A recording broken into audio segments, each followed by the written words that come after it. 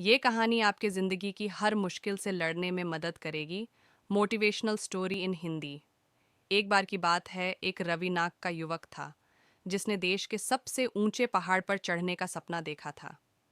उन्होंने अपने बुजुर्गों से पहाड़ के बारे में कहानियां सुना करता था, जो कहते थे कि पहाड़ों पर चढ़ाई करना बहुत ही खतरनाक और कठिन काम है। लेकिन रवि ने पहाड़ की शीर्ष पर पहुंचने की ठान ली थी।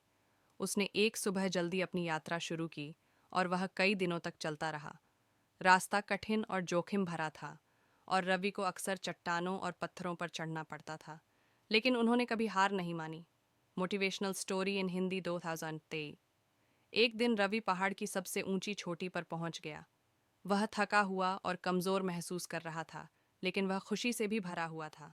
उसने अपना लक्ष्य हासिल कर लिया और उसने खुद को साबित कर दिया था कि वह जो कुछ भी ठान लेता है उसे पूरा किए बिना नहीं रुकती। जैसे ही वह युवक पहाड़ की चोटी पर खड़ा हुआ, उसने जमीन की ओर देखा। उसने हर दिशा में मीलों तक देखा और उसे शांति और उपलब्धि की अनुभूति महसूस हुई। वह जानता था कि वह इस पल को कभी नहीं भूलेगा। इस कहानी की सीख।